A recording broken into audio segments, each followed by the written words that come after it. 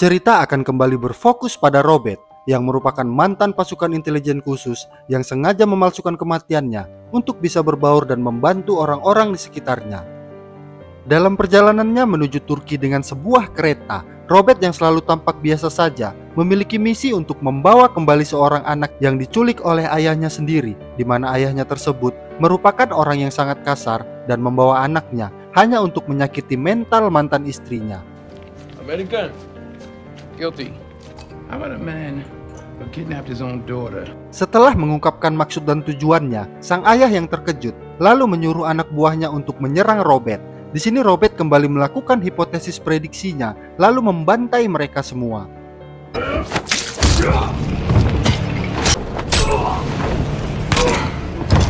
Robert lalu mendekati pria itu, kemudian memberikan dua pilihan rasa sakit, yaitu rasa sakit yang menyakitkan atau rasa sakit yang mengubah.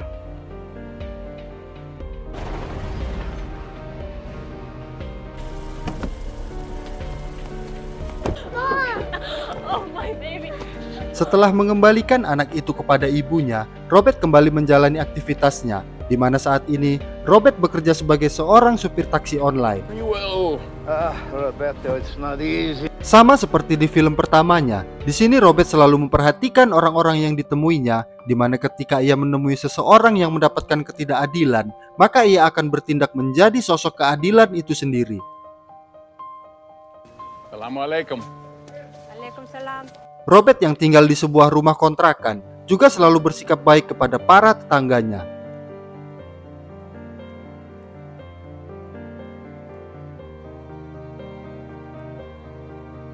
Di tempat lain, kita akan diperlihatkan sepasang suami istri yang sedang dieksekusi oleh beberapa pembunuh bayaran, di mana sang istri ditembak kepalanya di depan suaminya. Kemudian pembunuh itu menyuruh sang suami memegang pistol dan menembak dirinya sendiri.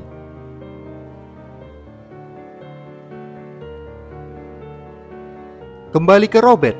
Saat ini Robert mendapat orderan dari seorang pria yang menitipkan teman wanitanya untuk diantarkan ke apartemennya. Namun wanita tersebut nampak terluka dan menyedihkan hingga Robert memutuskan untuk mengantarnya ke rumah sakit. Robert lalu kembali untuk menemui pria tadi di apartemennya dan meminta ponsel yang mereka gunakan untuk merekam tindakan asusila tersebut. Namun si pria yang tidak senang malah mengunci pintu dan berniat untuk menghajar Robert.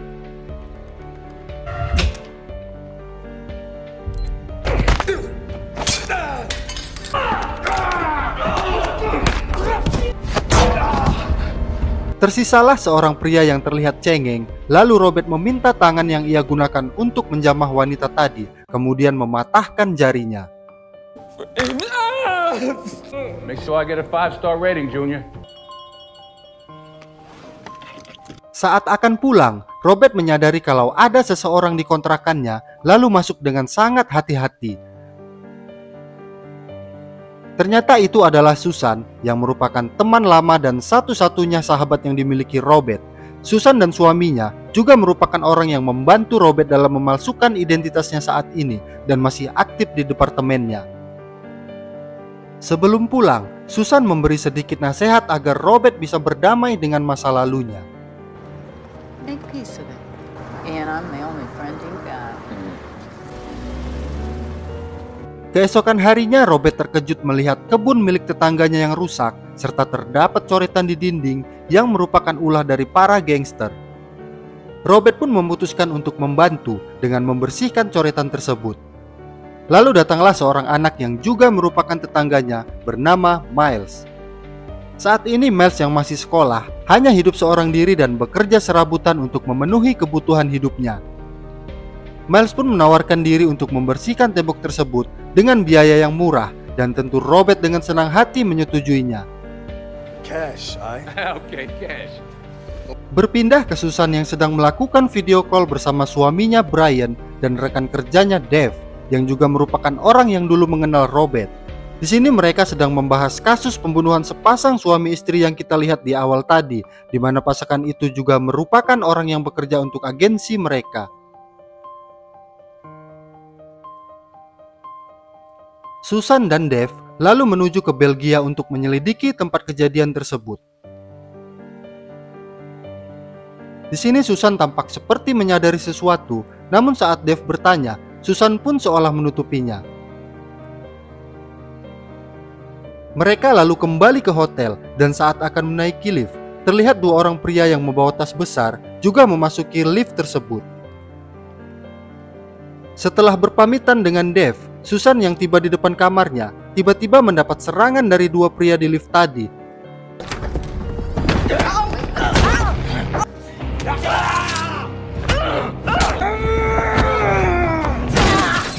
Meskipun Susan mencoba melakukan perlawanan, namun mereka terus menghajarnya hingga Susan dikabarkan tewas saat itu. Robert yang saat itu sedang bersama Miles lalu menerima kabar kematian Susan. Mr. McCoy, you good? Ia pun langsung bergegas ke rumah Susan dan menemui suaminya Brian untuk mengucapkan bela sungkawa sekaligus menanyakan tentang kronologis kejadiannya. Di sini Brian mengatakan sesuai dengan informasi dari kepolisian bahwa kematian Susan terjadi akibat sebuah perampokan. Namun terdapat keraguan pada Brian karena Susan merupakan wanita yang tak pernah memakai perhiasan, sehingga membuat Robert terus berpikir dan membuat hipotesis di pikirannya dengan melihat beberapa barang milik Susan, kemudian mengambil memory card dari handphonenya dan mentransfer data ke laptopnya. Berpindah ke dua orang yang menyerang Susan tadi, di mana mereka juga dibunuh dengan sebuah bom di apartemennya, dan pelakunya juga merupakan orang yang membunuh pasangan suami istri tadi. Terungkaplah bahwa kematian Susan bukanlah perampokan biasa, melainkan ada hubungannya dengan pembunuhan suami istri tadi. Di sisi lain, Robert terlihat sedang meretas sistem kepolisian dengan menggunakan akun milik Susan. Saat melihat rekaman CCTV hotel, ia menyadari bahwa pelaku pembunuhan Susan sudah mengetahui lokasi kamar Susan menginap. Robert lalu mendatangi Dave yang terkejut saat melihat Robert yang masih hidup, karena selama ini hanya Susan dan Brian saja yang tahu tentang Robert yang memalsukan kematiannya. Mereka lalu berpelukan dan terlihat bahwa mereka dulu adalah sahabat yang sangat dekat. Robert lalu bertanya tentang kronologis kejadian dan mengungkapkan kalau ia menyadari bahwa pembunuhan Susan bukanlah perampokan biasa. Mendengar hal itu, Dave yang tampak terkejut bersedia membantu Robert dalam mengungkap kasus pembunuhan sahabatnya Susan. Robert yang sudah kembali ke kontrakannya melihat Miles yang pergi bersama beberapa gangster.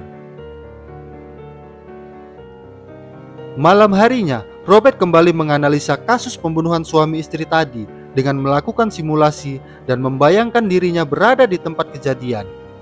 Karena ia merasa ada hubungan antara pasangan itu dan kasus pembunuhan Susan.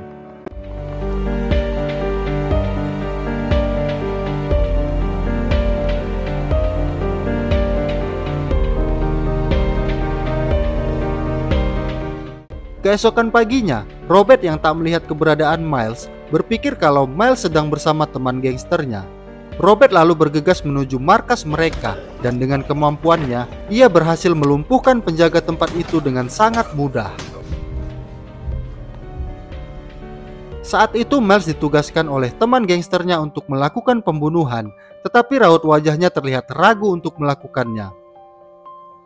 Tiba-tiba, Robert pun muncul dan memaksa Miles untuk ikut pulang bersamanya. Di sini Miles menolak untuk pulang hingga membuat Robert emosi, lalu menyuruhnya untuk menembak kepala Robert, namun Miles tak mau melakukannya. Robert pun berbalik menodongkan pistol ke arah Miles yang membuatnya ketakutan, lalu menasihatinya untuk jangan menyia-nyiakan hidupnya. Use it while you're still alive. Miles yang merasa bersalah lalu mendatangi Robert di rumahnya. Setelah meminta maaf, Miles yang melihat tembok rumah Robert yang kotor kembali menawarkan diri untuk membersihkannya dengan bayaran seikhlasnya, yang tentu saja Robert kembali menerimanya dengan senang hati. Robert lalu kembali bekerja dan saat itu ia mendapat seorang penumpang berbadan besar. Tiba-tiba pria itu mengeluarkan pisau dan berniat membunuh Robert. Namun Robert yang sudah menyadarinya berhasil menggagalkan aksinya dengan mudah, meski dalam posisi yang cukup sulit. Setelah melumpuhkan pria itu, Robert mengambil ponselnya lalu membakar mobil beserta mayat si pria tadi. Berpindah ke Dave yang saat ini sedang bersama keluarganya. Tak lama kemudian, Robert datang dan memberikan beberapa barang bukti tentang kasus Susan. Di sini Robert menceritakan tentang kejadian tadi dan sudah mengetahui pelaku di balik kasus ini. Lalu dengan menggunakan ponsel milik pria tadi, Robert menelpon orang yang memerintahkannya dan ternyata ponsel Dave lah yang berdering. You gonna answer it? What happened, Dave? He died. Dan terungkaplah bahwa pelaku pembunuhan Susan dan pasangan suami istri tadi adalah Dave sendiri. Alasan Dave melakukan itu tak lain adalah karena uang, di mana setelah pensiun dari militer, Dave memilih untuk menjadi pembunuh bayaran dan menerima perintah dari orang-orang penting. Awalnya mereka hanya ditugaskan untuk membunuh pasangan tadi. Namun karena Susan yang menyelidiki kasus itu dan dikhawatirkan kasus itu akan terbongkar, akhirnya Susan pun menjadi target selanjutnya meskipun ia adalah sahabatnya sendiri. Dave yang tak sendiri lalu mengenalkan ketiga rekannya yang merupakan pembunuh pasangan suami istri tersebut dan juga merupakan teman Robert saat di militer dulu. Mereka pun bertemu satu sama lain, namun hal itu tak membuat Robert gentar. Lalu sambil tersenyum, Robert mengatakan akan membunuh mereka semua.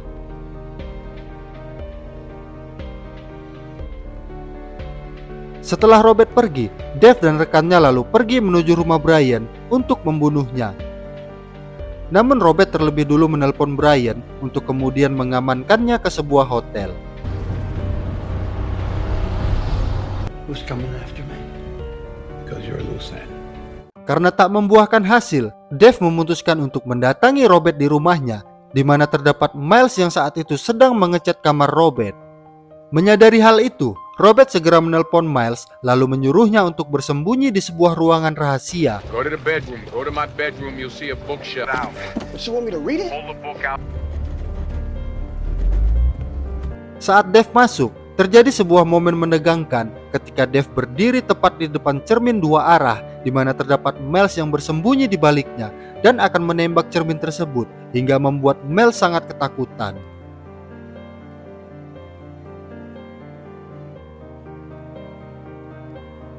Robert yang melihat itu dari CCTV yang dipasang di kamarnya segera mengalihkan perhatian dengan menelpon Dave lalu menantangnya untuk bertemu di rumah lama Robert.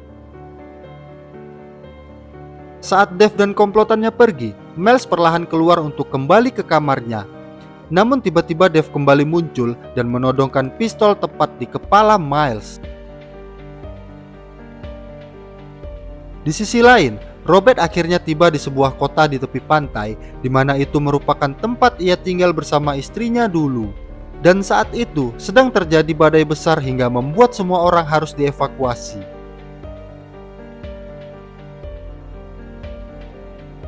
Dave yang tiba bersama ketiga rekannya langsung bersiap di posisi yang tinggi dengan sebuah sniper. Making entry. Yellow house. Taking high ground.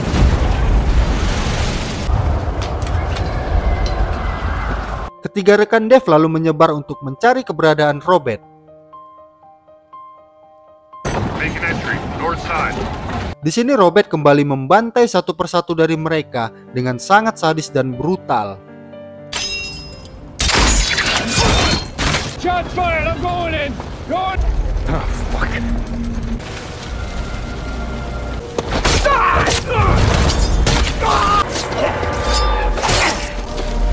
All right.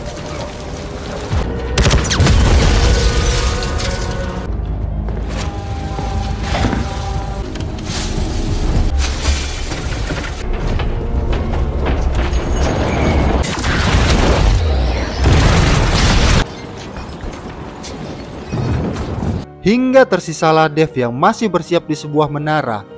Dave yang menyadari rekan-rekannya sudah tewas, lalu menjalankan rencana cadangannya, yaitu mengancam Robert dengan Miles yang sebelumnya telah diikat di dalam bagasi mobil. Saat akan menembak ke arah posisi Miles berada, Robert dengan cepat menembak ban mobil tersebut, sehingga membuat tembakan Dave meleset. Lalu terjadi hal tak terduga, di mana tiba-tiba muncul angin yang sangat kuat, hingga membuat Dave terhempas dan kepalanya terbentur dengan keras. Saat Dave bangun, ia pun dibuat emosi karena kehilangan posisi Robert, dan ternyata Robert telah berada di belakangnya hingga terjadi pertarungan di antara mereka. Tanpa kesulitan, Robert berhasil menghabisi Dave dengan sangat brutal, lalu menghempaskannya ke lautan.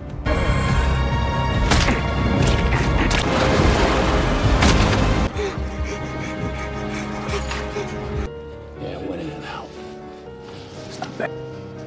Who are you, man?